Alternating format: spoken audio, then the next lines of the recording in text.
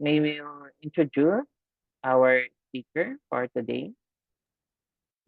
Thank you for that, Vice President. Okay, so now without further ado, I know you're already excited for our main course today. Okay, so now for our first speaker. She is not only a grandmother, she is a teacher, poet, writer, journalist, longtime activist, and a proactive advocate of the environment. She is a former UP professor, Agawad Bayani ng Kalikasan awardee, and a current Secretariat of Protect, the Sierra Madre for the People. Ladies and gentlemen, let us give a warm virtual applause to Ma'am Vertudez Daisy Makapanpan. Hello. Hi, ma'am. Good Kumusta? morning. Hello, Okay. good morning. Rinig? Yes, ma'am. Rinig? Okay. Sige, pagbati sa'yo, kay UDCs, at sa lahat ng bumubuo nitong Cordillera Young Leaders Club, at sa lahat ng kasama natin ngayon, may 70, yung ating mga participants. Tama? Okay. Nabanggit na ako po yung si Daisy Makapanpan ng Protect Sierra Madre for the People. Isa pong alyansa ito ng mga advocates, iba-ibang sektor na nagsusulong ng proteksyon, pangangalaga ng kalikasan ng bundok Sierra Madre, particular sa Timog Katagalugan, at nagtataguyod ng karapatan at kagalingan ng mga katutubo o indigenous peoples ng Sierra Madre sa Timog Katagalugan. Ito yung mga kapatid nating Dumagat Remontado. Kaya itong ating bantay, napakagandang effort na itinataguyod nitong CYLC. Kaya magtatagalog lang po ako at ako'y katutubo ng Timog Katagalugan. Ano po? Kaya hatiin ko lang po sa 3 parte ang aking ibabahagi ngayon. At ito yung konting background, sana konti lang talaga. At focus tayo sa bundok Sierra Madre, ang kalagayan nito, at mga alternatives o ang kalagayan nito, yung dangers ng ating bundok, mga alternatives at mga puna at mungkahi natin na isinusulong sa ating gobyerno, gayon din sa mamamayan. Kaya ngayon po, Mountain Day, yun yung bahagi ng ating ng ating tatalakayin. At ngayong Mountain Day, December 11, na deklarasyon ng United Nations, napakaganda po dahil katatapos lang kahapon ang paggunita natin ng Pandaigdigang Araw ng Karapatang Pantao o International Day of Human Rights. At ito ay selebrasyon din ng ika-76 na deklarasyon ng Universal Declaration for Human Rights, dineklara ng lahat ng miyembro ng United Nations bilang ding pagtugon sa malulupit na kalagayan ng digmaan, World War I at World War II. Kaya atin din pong i-celebrate ngayon yung naging pagpapasya ng City Council of Baguio ang itaguyod, protektahan ang mga human rights defenders. Ating pong palakpakan ang mga pagsisikap na naisagawa sa tulong ng Commission on Human Rights at ng mga civil society organizations para ipagtanggol, ika nga, defend the defenders. Kaya yun po, punta yung konting background natin. Punta naman tayo sa kabundukan ng Sierra Madre. Hahatiin po natin ito sa dalawa. Ang una ay maglarawan po tayo mula Maynila. Mula Maynila, pumunta tayo ng Baguio. Pamilyar tayo dyan o sa mga nakikinig na sa atin sa Visayas at sa iba pang panig ng ating bansa. Mula Maynila po, akyat tayo ng Baguio. Pahinga tayo ng konti, malamig. Mula Baguio, punta tayo ng Banawe. Ang ruta natin ay Mount Polis. hindi dyan sa Biskaya, dito po sa Bontoc, papunta tayo ng, tama, Biskaya pala yan, na ruta natin, paakyat ng Banawe. Kaya lampas pa po dyan, yan ang haba ng Sierra Madre, 540 kilometers. Kaya ilarawan lang po natin yan. Parang i-imagine natin sa isip natin yung Pilipinas. Para itong aso na nakatalikod, nakagilid, na parang nakaupo. Kaya ang Sierra Madre po ay mula sa ulo niyang aso na yan hanggang papuntang puwitan niya, hanggang bewang yan, papuntang puwit. Kaya yan po yung tinatawag na backbone ng Luzon Island ng pinakamalaki. Kaya ilarawan lang po natin. Dagdagan na natin yung mga ipinalabas kanina at isinare sa ating video kung gaano kayaman ang Sierra Madre. Hitik ito sa mayaman at masaganang likas yaman. Pangunahin, ano ba yung mga base ng ekonomiya ng buong mundo? Gold. Ay napakarami pong gold sa Sierra Madre bukod sa Cordillera. Kaya kung i-imaginein po natin yung papuntang Baguio, makikita po natin sa kanan yung Sierra Madre. At pag pumapasok na tayo ng Cordillera, may nakabalagbag na Caraballo Mountain, parang kabayo po yan. Caraballo Mountain nakabalagbag patungong Cordillera Mountain. Kaya tuloy-tuloy ang Sierra Madre mula dyan, paakyat hanggang dulo ng Luzon, yan po ang Sierra Madre. Hitik sa ginto, tanso, pilak, hitik sa tubig. Dahil ang Sierra Madre po ay punong-puno ng tubig, biyaya ng kalikasan dyan na buhay ang ating mga kanununuan. Kaya nga po meron tayong kasabihan o kawikaan mula po sa ating, ito ay lumang tipan, ang huwag gagalawin ang hangganang itinayo, inilagay ito doon ng ating mga ninuno. Kaya yan po yung kalagayan ng ating Sierra Madre. Mayaman sa tubig, pero nire-rape, kinagahasa ng mga negosyante sa kuryente at tubig. Para saan?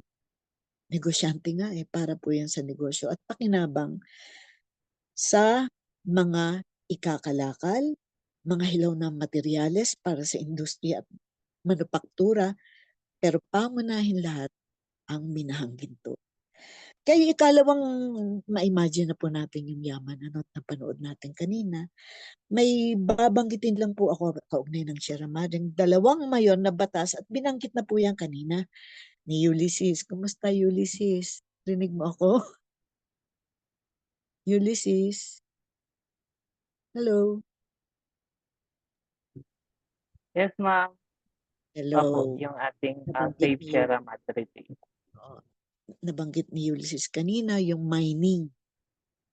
At nung ating nagsalita kanina sa video, ang dalawang mayon na batas po kaugnay ng Sierra Madre, kalagayan nito at resulta ng mga nagaganap sa kalikasan nito ay ang Mining Act.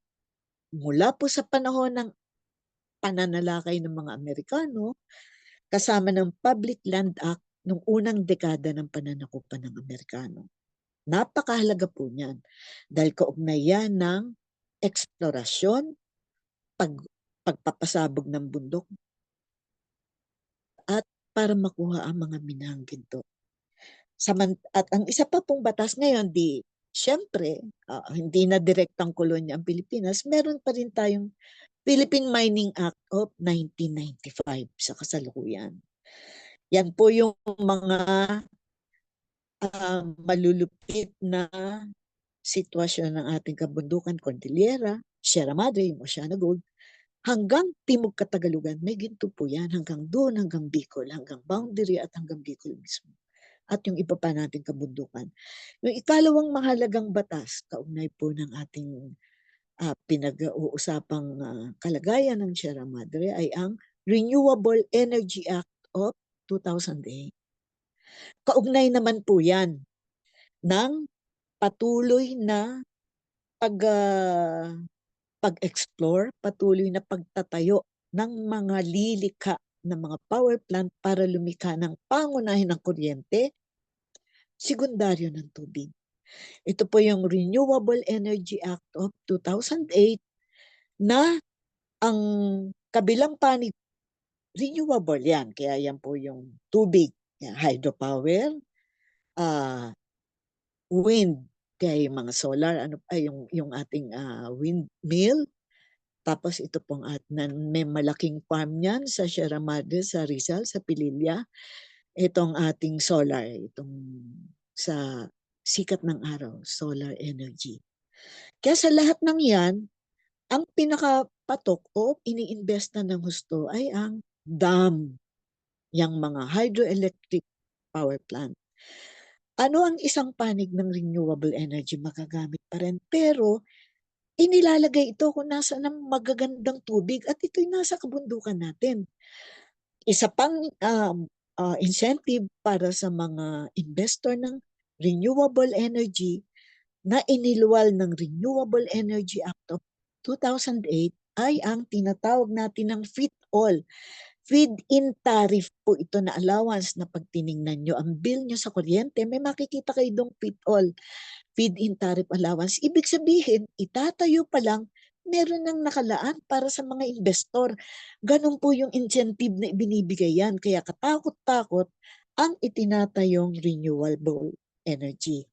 Kaya tumungo po tayo sa unang panahon hanggang ngayon. Focus po tayo bukod sa mining na napakalaking salik ba't itinatayo ang dam dahil hindi mapapaandar ang mga minahan kung walang kuryente.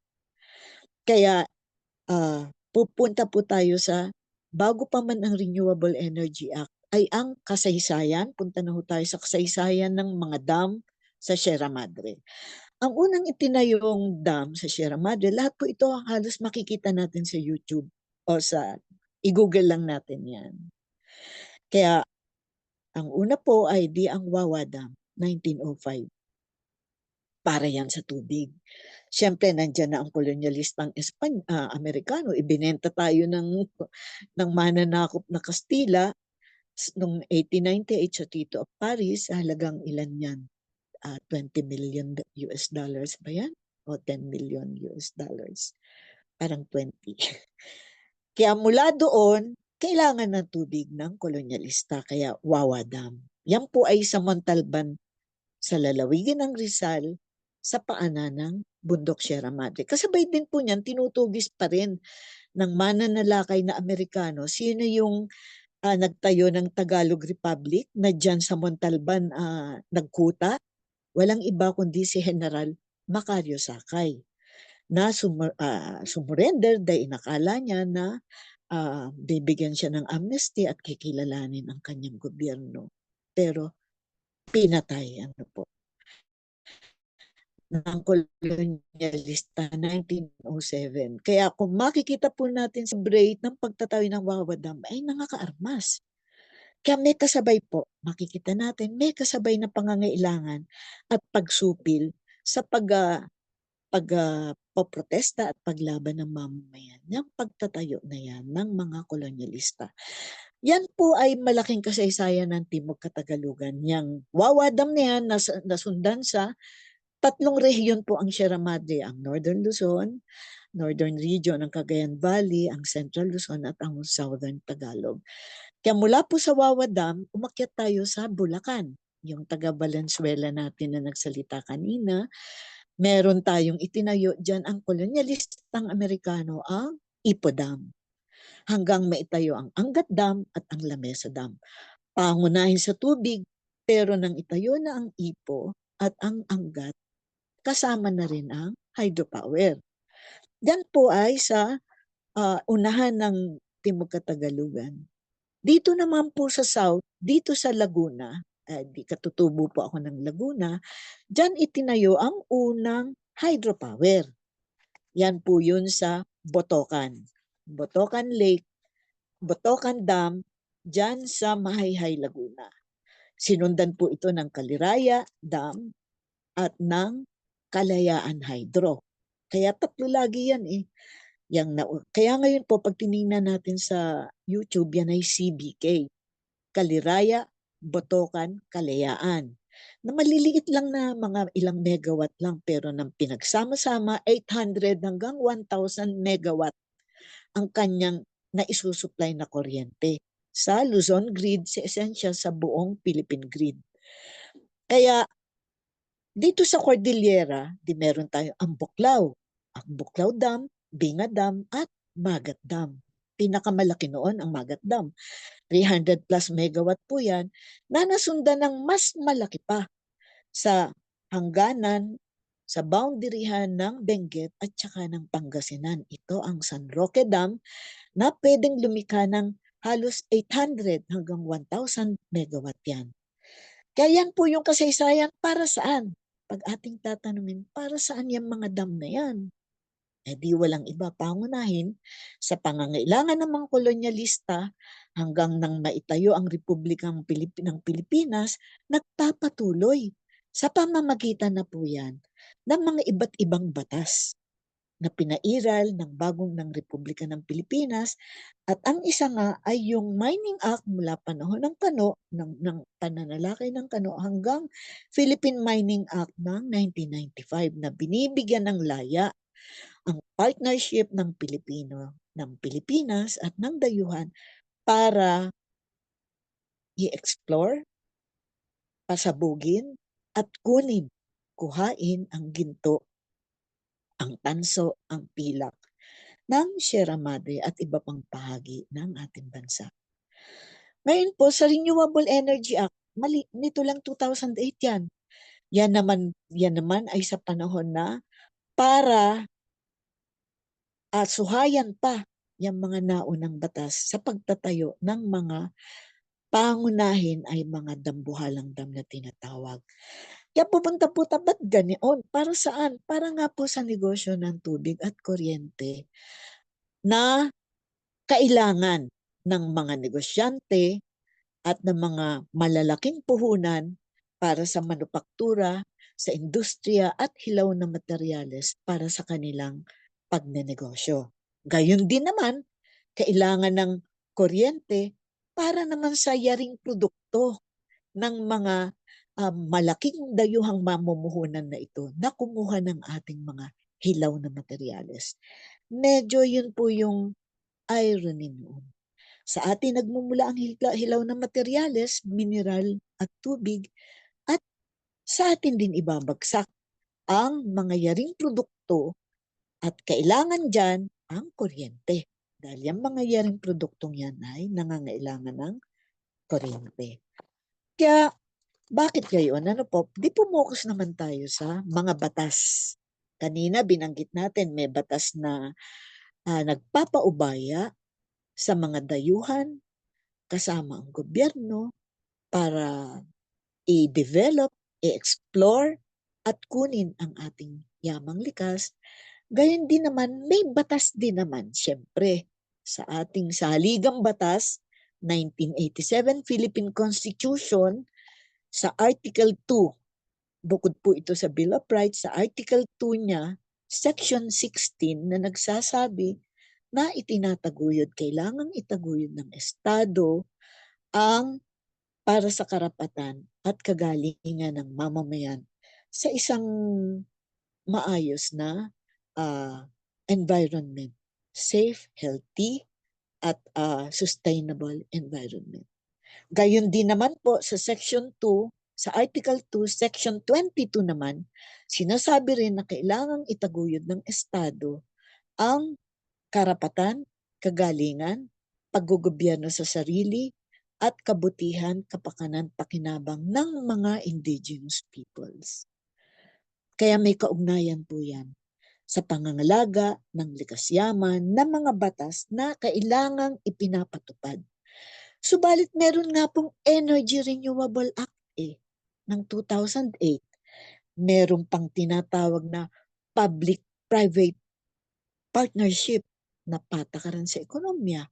Kaya nandyan pa rin ang dayuhan na siyang pangunahing kumukuha ng ating yaman, pangginto at mga makinarya, tauhan para sa pagtatayo ng mga dam na ito. Di pumokus po tayo sa Timog Katagalugan. Yung nakalagay po sa ating mga tanong at kay Ed Lingaw, yung Kaliwa Kanan Dam. Kaya focus po tayo sa Kaliwa Kanan Dam at Sierra Madre Dam. Sige, dito pong Timog Katagalugan ay binubuo ng ilang probinsya yan. Mula sa norte ng Timog Katagalugan, meron tayong Quezon.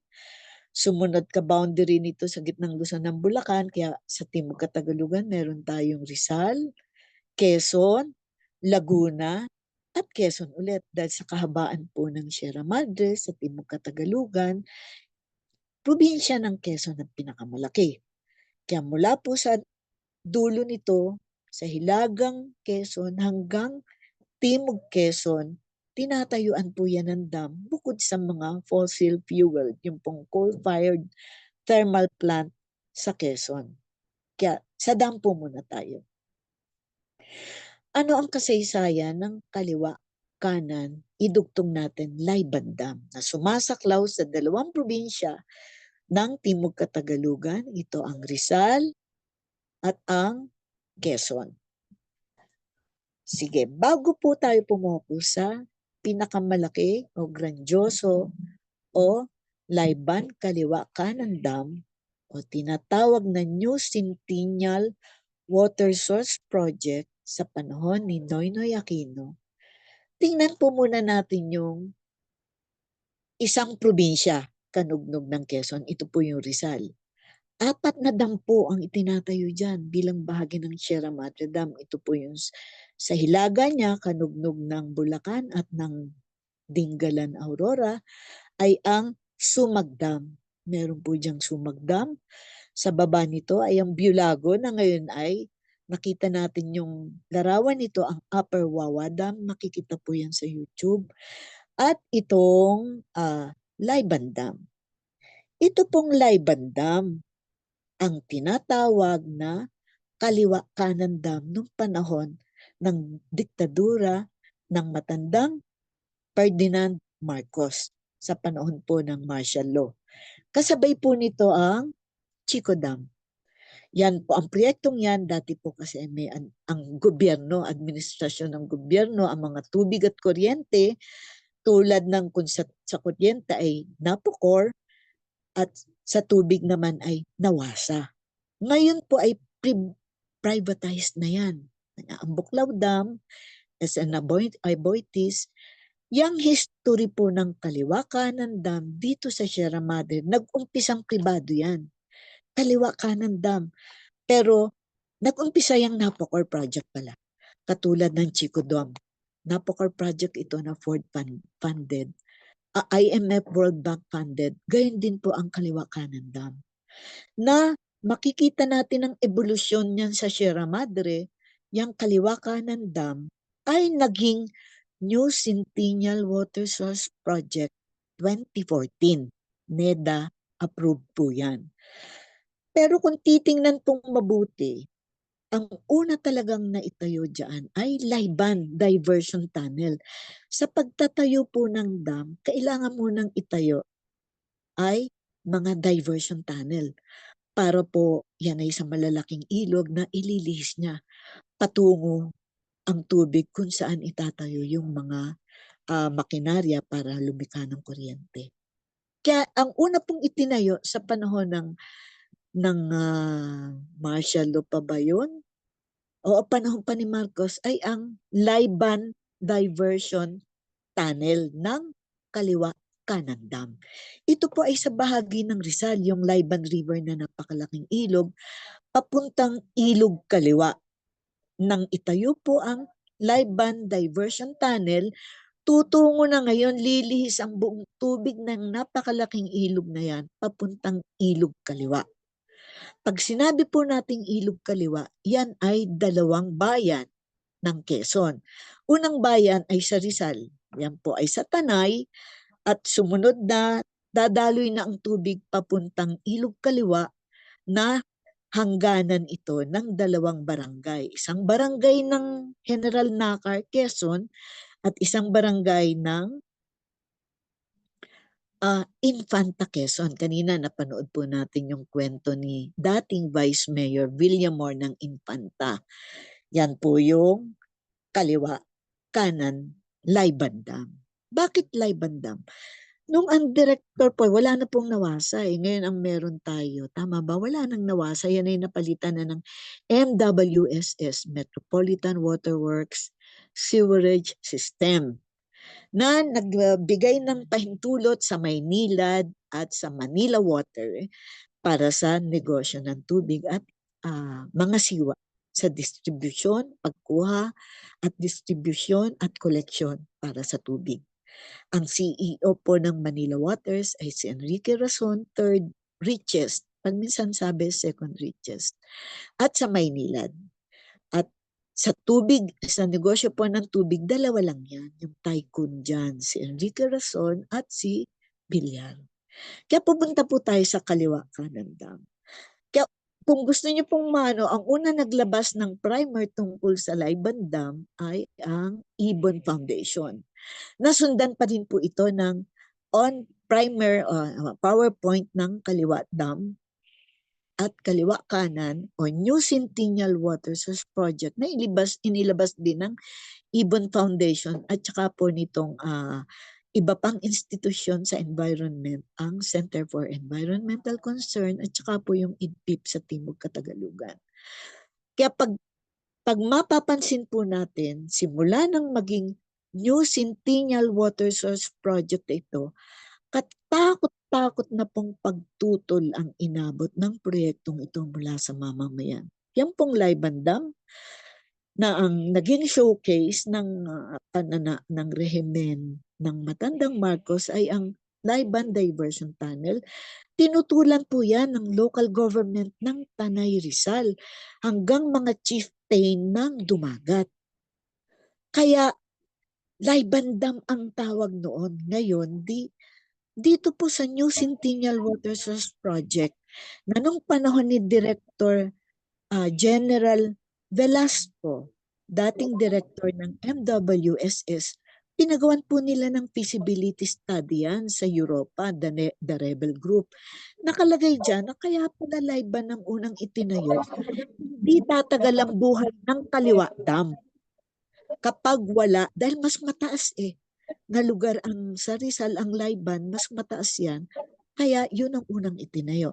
Ngayon, yung grandiosang New Centennial Project, nasa esensya po, yan ay Laiban Dam, low kaliwa, kanan dam. Ang watershed po niyan buong yan ay ang walang iba. Yang Sierra Madre Dam.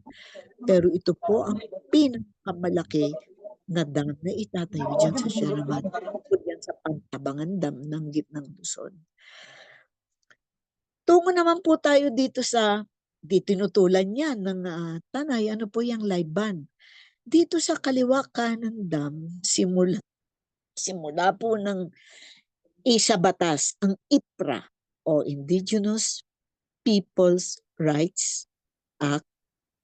Simula po ng itayo yan, na karon ang tinatawag na FPIC, Free and Prior Informed Consent. Ibig sabihin niyan, pong IPRA Act na yan na inakala natin na magtataguyod, magtatanggol sa karapatan ng mga katutubo o indigenous peoples, ay pangitang-pangita po sa issue ng Kaliwa Kanan Dam kung paano hindi napakinggan ang tunay na boses ng mga dumagat na tumututol sa Rizal at sa karamihang pamayanan ng General Nakar, ng Rial at Infanta Quezon.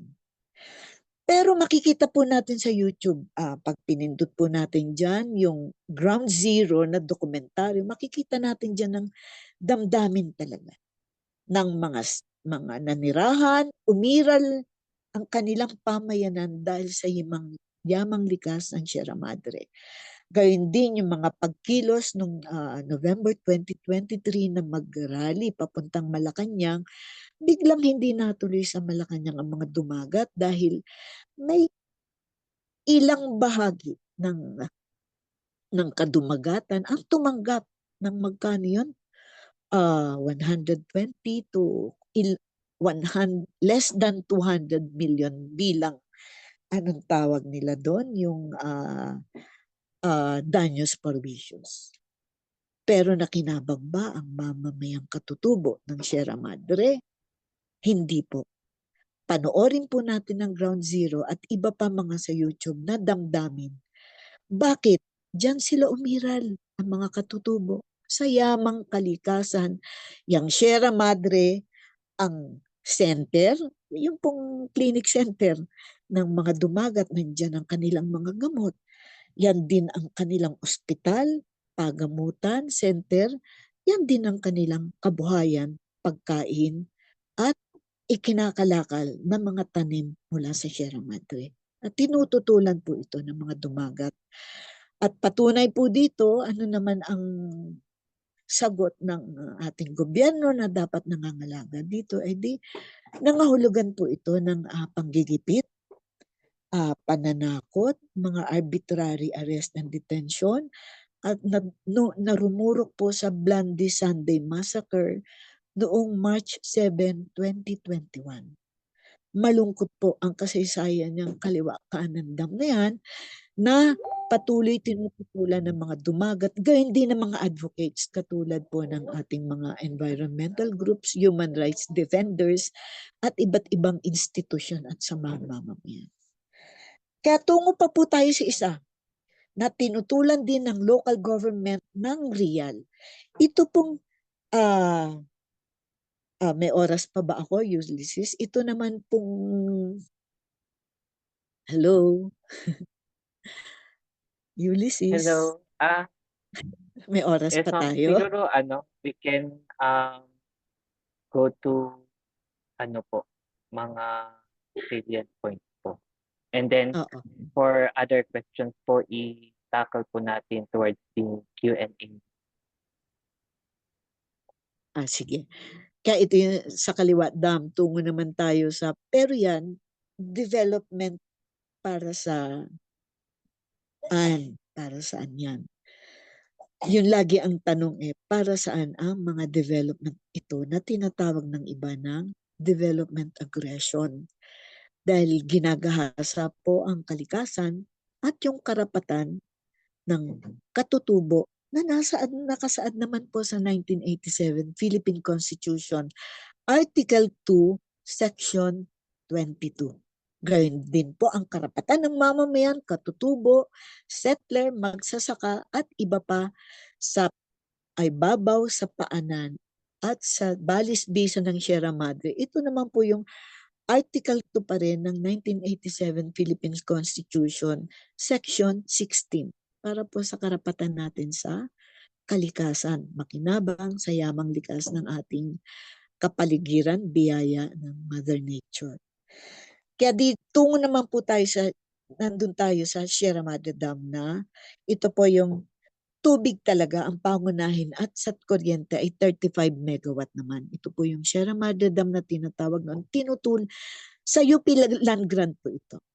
UP Land Grant 1 and UP Land Grant 2 na ibinigay ng Estado sa University of the Philippines para sa kanilang sa College of Forestry at saka sa College ng Massa Forestry para maging laboratorio ito ng eskwelahan.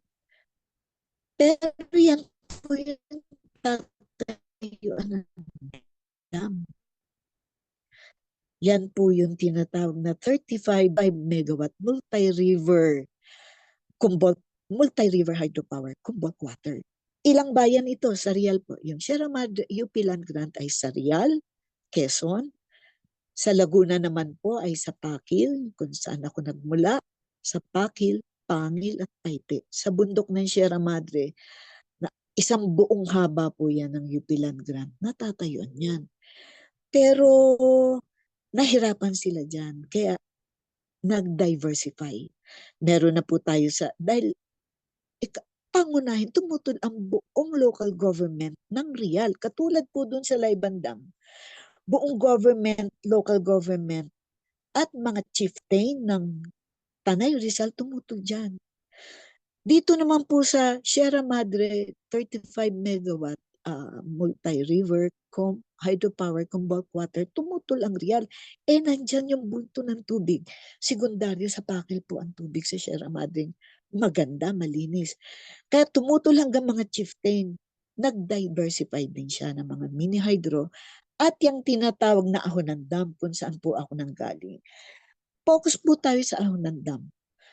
Diyan po sa Sierra Madre, may tinatawag tayong Kalayaan Hydro. Ipindot nyo lang po yung CBK, Kaliraya, Botokan, Kalayaan Hydropower. Yan. Yung Kalayaan Hydro, ang unang-unang pump storage at kaisa-isang pump storage sa buong Pilipinas. Kaya pag pinagsama po yung unang-unang hydropower, yung Botokan, sinundan ng Kaliraya sa panahon niya ng kolonyalismong Amerikano, at yung Kalayaan Hydro sa panahon naman niya ng martial law ng matandang Marcos. Pag pinagsama po yan, 800 hanggang 1,000 megawatt ang lilikhain. Sa bayan po namin, lumaki po ako sa paanan ng Sierra Madre. May swimming pool dyan.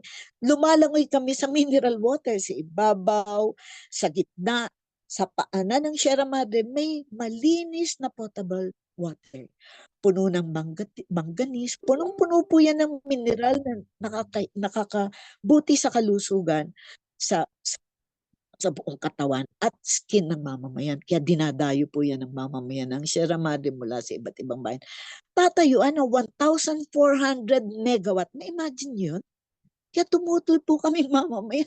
Biruin yun, ang galing nga ng EMB, Environmental Management Bureau, na unit po sa Laguna. Ito yung PEMO, Provincial Unit ng Management EMB sa Laguna. Nilinaw niya na environmentally critical project yan.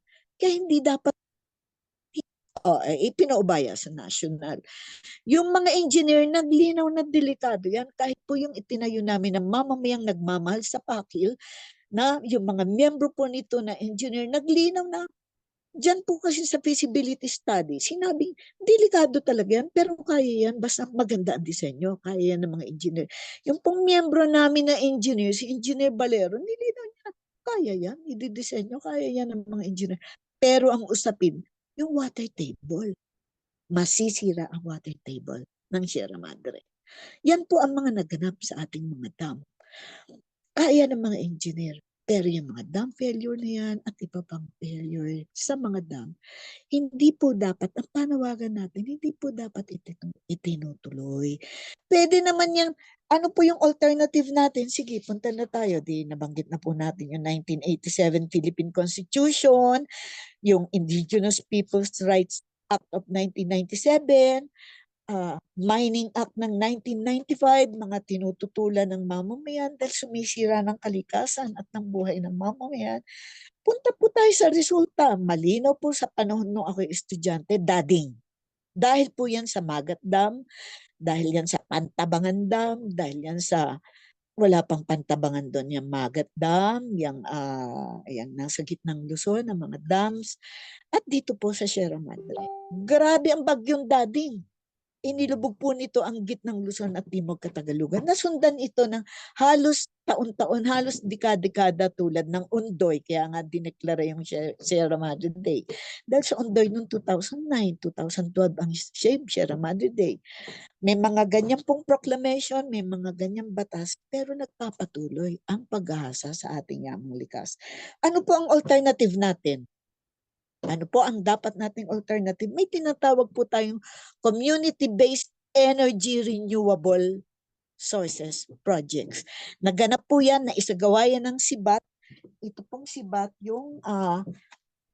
ito po ay binubuo ng sibol ng agham at teknolohiya. Mga engineers po ito, mga scientists, mga docs ng LB at ng UPLB at iba pang bahagi. Yang SIBAT, nagproyekto po yan sa tulong ng mga engineer at iba pang NGO dito po sa Kalinga, Apayao, Abra at sa Visayas. Ano yan? Mga community-based renewable energy.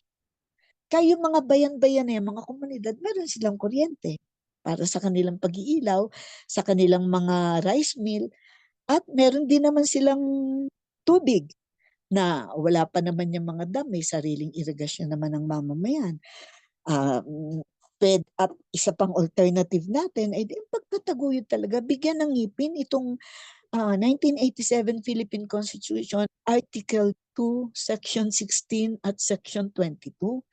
Gayon din naman itong pagtataguyod ng pambansang industrialisasyon at ng sustainable agriculture para hindi sinisira ang ating kalikasan. Kaya ang panawagan po natin, patuloy nating suportahan para yung mga institusyon, mga foundation tulad ng IBON, yung mga environmental groups na yan, na patuloy na nagsasaliksik, yung mga engineers natin, yung mga docs natin, para sa proteksyon po ng ating yamang likas. Biyaya yan ng kalikasan, ni Bathala, na kailangan patuloy na pakinabangan ng mamamayan para sa susunod na henerasyon. Kaya yun po lamang ang ating panawagan. Suportahan natin ang mga samahang nagtataguyod nito. Iboto po natin ang mga opisyales na nagtataguyod ng mga batas para sa environment at human rights defender. Itaguyod po natin, ipanawagan natin sa iba't ibang panig ng Pilipinas yung nagawa sa City of Baguio na ordinansa para itaguyod at hindi ang mga aktivistang environmental at human rights defenders ay kinakasuhan po ng rebellion, kinakasuhan ng ng Anti-Terrorism Act, paglabag dyan, hindi po yan makatarungan para sa isang sustainable development, sustainable agriculture, industriya para sa mamamayan, industriyang pinangangasiwaan ng gobyerno natin para sa gobyerno, sa demokrasya para sa gobyerno, para sa mamamayan at para sa susunod na salinalahidad ang yamang yan, minana pa natin sa ating mga ninuno. Kaya tapusin ko lang po yung aking pagkukwento kaugnay ng lumang tipan. Ito po yung sa ating kawikaan ng lumang tipan.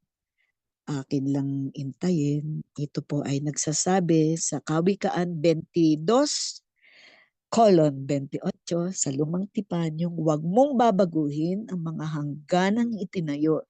Ito ay inilagay doon ng ating mga ninuno. Kaya no to Ahonan Dam, no to Kaliwa Kanan Laiban Dam, at sa lahat ng mga dam na dambuhalang itinatayo dahil pwede naman po yung community-based micro hydropower.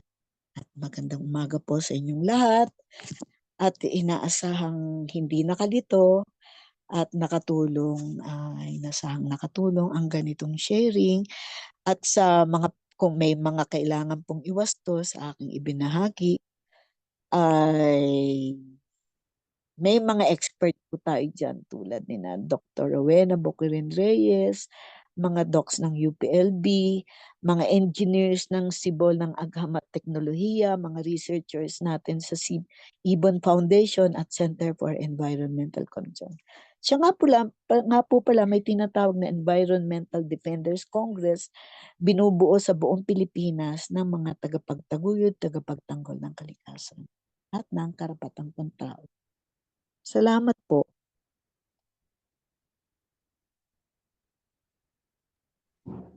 Okay.